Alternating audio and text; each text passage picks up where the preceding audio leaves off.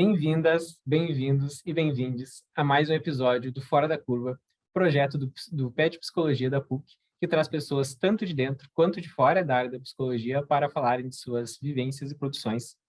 Meu nome é Bruno Conte e hoje estou aqui com Paulo Bier, psicanalista, graduado em Psicologia pela PUC de São Paulo, mestre em Psicologia Social pelo Instituto de Psicologia da USP, doutor em Psicologia Social, membro do Laboratório de Psicologia Social, Filosofia e Psicanálise, membro da Sociedade Internacional de Psicanálise e Filosofia, editor da revista Lacuna e autor, dentre outras obras, deste livro, Psicanálise e Ciência, um debate necessário, que será o tema da entrevista. Bem-vindo. Obrigado, Bruno. Boa noite. Bom dia, enfim, depende se o vídeo ficar gravado, né? A todas, todos que vão assistir. Eu queria agradecer o convite, enfim, eu fico muito contente de ver esse tipo de debate acontecendo na galera que tá em formação, tá na graduação, enfim, de fato é muito bom ver isso rolando. Obrigado. Maravilha. Vamos começar então o debate já com a pergunta, né? Descartando ataques infundados que buscam invalidar a psicanálise a partir de difamações, como que o Freud seria um pervertido, ou viciado em cocaína, ou essas coisas, ou leituras equivocadas da teoria, né? Retirando esse tipo de ataque, quais as principais objeções à cientificidade da psicanálise e como ela responde? Seria a validação extraclínica o calcanhar de Aquiles da teoria psicanalítica? Uhum. Bom, eu acho que eu vou começar dizendo só que se a gente tira, né, os ataques infundados, esses são mais fáceis, mas se a gente tira também as más leituras, não sobra tanta coisa. Né? Quer dizer, a gente tira Popper, a gente tira, né, quer dizer, autores que o pessoal ressuscita aí, muitas vezes com ideias muito fracas sobre os canais, mas vamos lá, porque eu acho que é uma pergunta que de fato é muito importante. Eu acho que o ponto principal para a gente poder pensar, né, quer dizer, em quais seriam essas questões em relação à cientificidade, primeiro a gente definir um pouco melhor o que é a cientificidade. Né? Quer dizer, porque, em geral, quando esse tipo de questionamento é colocado, ele se baseia numa compreensão muito restrita do que é ciência, né, ou do que é cientificidade. Quer dizer, então, aí a gente tem um problema aí que entra justamente numa má leitura, por exemplo, uma leitura que o Popper faz, né, que é uma tentativa de transposição de um tipo de racionalidade científica para outro. Né, e isso não funciona. Né, quer dizer, se a gente pega autores, né, acho que são um pouco mais complexos, mais contemporâneos, como o Ian Hacking, por exemplo, né, quer dizer, são autores que vão trabalhar o tempo inteiro com a ideia de que, bom, existem diferentes racionalidades, o Hacking fala de diferentes estilos de raciocínio quando a gente está falando de ciência.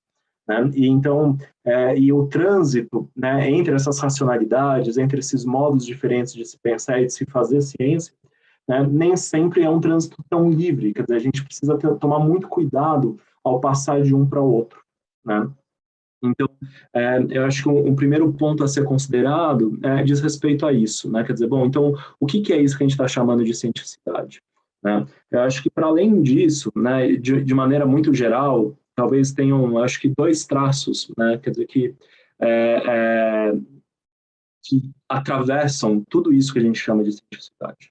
Né? Eu acho que o primeiro deles, né, diz respeito à questão da investigação. Né? Quer dizer, então, para a gente considerar uma atividade como uma atividade científica, né, a gente precisa sempre levar em consideração que ela serve para descobrir coisas novas. Né? Eu acho que, como dizia o Paul Feyerabend, né, um outro filósofo da ciência, ele fala que o objetivo da ciência é provar que as teorias estão erradas. Né? Então, eu acho que nesse sentido, né, quer dizer, isso tem, aí cabe uma pergunta importante, que é, bom, quando a gente está falando da psicanálise hoje em dia, a gente está falando disso? Né? Quer dizer, a gente está falando de uma prática clínica e investigativa que efetivamente coloca a sua própria teoria em questão, né? Tem essa abertura para colocar a teoria psicanalítica em questão o tempo inteiro? Né? Eu acho que isso de um lado. Né? Do outro lado, né, quer dizer, que anda junto com essa questão da investigação, existe, digamos, uma dimensão que eu vou colocar aqui de maneira bastante ampla como sendo a dimensão da confirmação. né? Quer dizer, bom, então a gente tem as teorias e a gente precisa, de alguma maneira, provar que elas são certas, que elas funcionam, que elas, né, têm algum tipo de efetividade, né? Ou então também elas provar que elas estão erradas, se for o caso, né? Quer dizer, e esse passo, né, ele demanda, o Guy Gaston Granger, né, um epistemólogo francês que eu gosto bastante, ele dá uma importância para um elemento, e eu concordo muito com ele em relação a isso, que é o do caráter público da ciência. Né? Quer dizer, então, e aí essa questão da confirmação, ela é muito importante. O que quer dizer esse caráter público? Para além do fato de que quando a gente está fazendo ciência, a gente está fazendo algo que diz respeito a todos. Né? Quer dizer, então ele já é público por isso em si, né? Mas por outro lado, essa ideia de que uma teoria, seja qual ela for, né, que é aceita, ela precisa funcionar em qualquer lugar que consiga reproduzir as condições para que ela possa ser confirmada. Né? Quer dizer, então essa ideia de que tem que funcionar para todos. Né? Quer dizer, então eu acho que aí a gente tem, né, duas questões que acho que ajudam a gente a balizar essa questão da cientificidade da psicanálise hoje em dia. Né? Infelizmente a resposta que eu vou te dar é, olha, sim e não, né? Quer dizer, bom, o que a gente tem quando a gente está falando de psicanálise? A gente está falando de muita coisa, né? Quer dizer, a gente tem dentro da psicanálise, eu diria que práticas que são excessivamente conservadoras em relação à teoria, né? Quer dizer, então, e isso desde o começo da psicanálise, né? Quer dizer, o Ferenczi falava já, né, dos usos da teoria como defesa dos analistas, o Lacan falava da resistência do lado do analista, né? Quer dizer, não deixa de ter a ver com isso, né? Por outro lado, a gente tem, né, quer dizer, analistas, pesquisadores que estão, né, quer dizer, pensando a psicanálise de modo que ela pode ser colocada em questão a todo momento, né? Eu gosto de pensar que, né, qualquer sessão de análise em qualquer lugar do mundo, com qualquer pessoa, ela tem que ser capaz de colocar todo o edifício teórico da psicanálise à prova. Né? Quer dizer, qualquer sessão tem que ser capaz de provar que a teoria toda está errada, se for o caso. Né? Quer dizer, eu acho que a gente precisa, isso é um princípio ético, acima de tudo, me parece. Né? Quer dizer, que é o que a gente chama, né, da importância da clínica. Né? Quer dizer, bom, a clínica é soberana em relação à teoria. Né? Quer dizer, então, isso que a gente vê, isso que nos... que nos que emerge, né, quer dizer, na clínica, isso que nos convoca, né, quer dizer, isso tem que falar mais alto do que a teoria, né? E acho que aí a gente tem algo bom, né? Nesse sentido, quando a gente está fazendo psicanálise desse jeito, né, quer dizer, uma parte do que eu considero ser um dos pilares, né, da ciência, bom, e isso está sendo correspondido, né? Por outro lado, né, a questão, digamos, da confirmação, aí na psicanálise a gente entra num terreno que é um pouco mais pantanoso. Né? Quer dizer, por quê? Porque a gente tem que começar a lidar com essa questão pensando, especialmente nesse caráter público que eu estava falando, né? Quer dizer, bom, como que a gente pega algo que acontece tradicionalmente num ambiente que é muito privado, né? O tal do setting analítico, né? E que no final das contas é um momento, né? Quer dizer, que é um momento onde a pesquisa é realizada e a teoria é confirmada, né? Quer dizer, então a gente tem essas duas coisas acontecendo, né? Como que a gente transforma isso em algo público, né? Quer dizer, isso é uma grande questão, né? Quer dizer, bom, uma primeira resposta seria falar, bom, a gente faz isso a partir de casos, né? Publicando casos, enfim, né? Quer dizer, existe algum tipo, né, de caráter público que se constrói aí. Isso é alvo de um debate grande sobre, enfim, publicação de casos, tudo mais, principalmente entre os lacanianos. Mas, para além disso, continua uma questão que é, bom, a gente pode ler um caso, concordar com ele, mas ainda assim, digamos, existe algo de muito privado que acaba acontecendo, que é, bom, a confirmação, no final das contas, está na clínica, né? Quer dizer, essa clínica que é muito não pública, né? Quer dizer, que é algo que acaba sendo da ordem privada. né? Então, como que a gente consegue lidar com isso e como que a psicanálise muitas vezes lidou com isso, né? E isso eu acho que não é um privilégio da psicanálise, diversas ciências fazem isso, né? A gente tem um ganho, né, de caráter público justamente no diálogo, na composição com outras ciências, né? E aí a gente tem algo que, bom, que o Freud fez desde o começo, né, que fica muito explícito, principalmente quando ele vai articular a psicanálise com a sociologia, com a antropologia, muitas vezes nos ditos textos sociais dele, né? Quer dizer, bom, mesmo com a biologia, né? Quer dizer, enfim, o Freud ele vai fazendo isso de várias maneiras. Se a gente pega o Lacan, por exemplo, ele faz isso também, bom, a partir do estruturalismo, com a linguística, com a antropologia, né? Ou em alguns momentos com a sociologia, em outros momentos com a matemática, quer dizer, então a gente tem, né, esse tipo, né, de composição, né, entre disciplinas, ela joga a favor desse caráter público, né, e de uma confirmação. Quer dizer, porque o que a gente está fazendo, no final das contas? A gente está pegando uma teoria e vendo se ela funciona em outro lugar também, né? E o que a gente vê é que muitas vezes ela funciona, né? Quer dizer, inclusive isso é uma das coisas, né? Se a gente considera, por exemplo, que hoje em dia, né, a gente está vendo um certo boom de psicanálise no Brasil, não só no Brasil, mas no Brasil isso é muito claro, né? E um dos motivos, eu entendo, pelo menos, é que a psicanálise hoje em dia, uma das teorias, né, quer dizer, ligadas à psicologia, né, que fornece o material mais interessante para a gente pensar o contexto social, para a gente pensar a política. Né? Quer dizer, então, o que é isso? Isso é, efetivamente, a gente pegar conceitos, né, que foram forjados e confirmados inicialmente na clínica individual, né, e que são retirados, né, desse espaço, colocados em outro, e eles continuam funcionando. Né? E aí, junto com isso, né, e aí talvez num meio de caminho com isso, a gente tem, bom, experiências de clínicas psicanalíticas que não são tão privadas. Né? Quer dizer, então a gente tem isso nos serviços públicos. Né? Quer dizer, a gente tem psicanálises que acontecem com grupos, psicanálises que acontecem em instituições, em serviços de saúde mental, e em uma série de coisas, e que aí efetivamente, quer dizer, essa permeabilidade ao olhar externo, ela fica muito maior, né? Então, de novo, né, quer dizer, são momentos em que a gente vai lidando o tempo inteiro com a tal da efetividade, né, tanto do conceito como da clínica, né?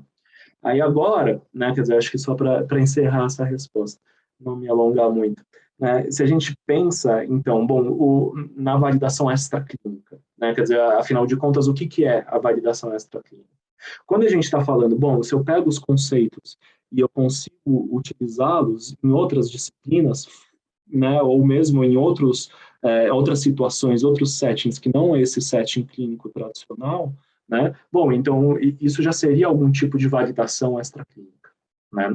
O que não quer dizer, né, quer dizer, em geral, quando a gente está falando sobre validação extraclínica hoje em dia, a gente tem uma ideia muito mais restrita do que seria isso, que é um tipo de validação experimental extraclínica. Né? Quer dizer, e aí, quer dizer, tem uma série de questões a serem observadas, né? Quer dizer, inclusive de um certo uso, um lugar ideológico que esse tipo de validação tem, né?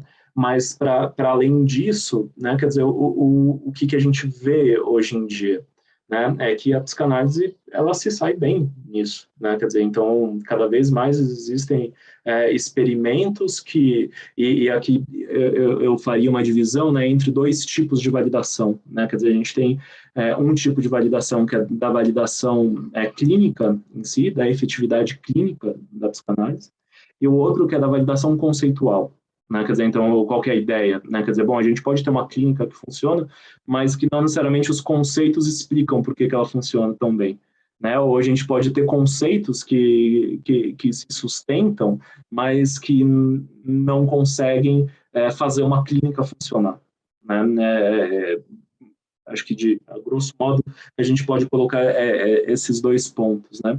E hoje em dia, a gente tem estudos que são muito interessantes, que mostram, por um lado, né, que vão tentar pensar na validação extraclínica, né, da eficácia clínica da psicanálise, né? O que eu diria, um vespeiro em si, porque em relação à psicanálise, e principalmente por causa de um posicionamento crítico que a psicanálise muitas vezes ocupa, é muito complexo conseguir definir os parâmetros, né, para falar se uma psicanálise funciona ou não funciona, né, quer dizer, clinicamente, né, quer dizer, o que a gente considera se funcionou?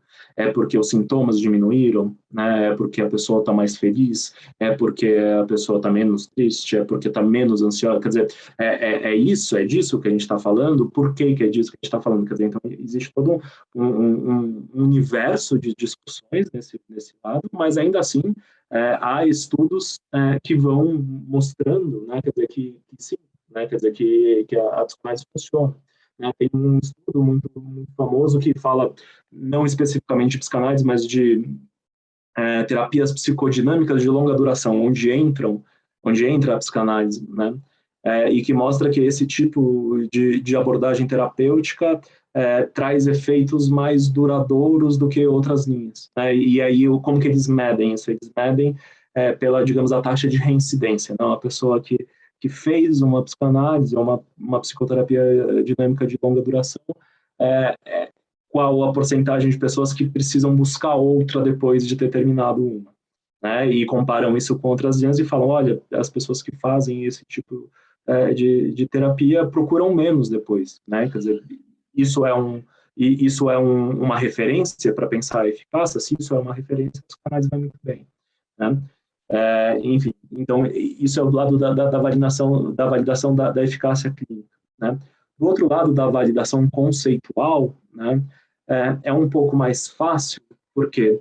Porque a gente consegue fazer digamos, esse intercâmbio com outras disciplinas, né, quer dizer, de uma maneira um pouco mais simples. Né, quer dizer, então, o que a gente tem visto, né, em diversos lugares do mundo são estudos que vão articulando a psicanálise com terapia cognitiva, com neurociências, ou psicanálise com ciências sociais, ou psicanálise, e a partir daí vão se montando experimentos, né, que validam experimentalmente conceitos psicanalíticos.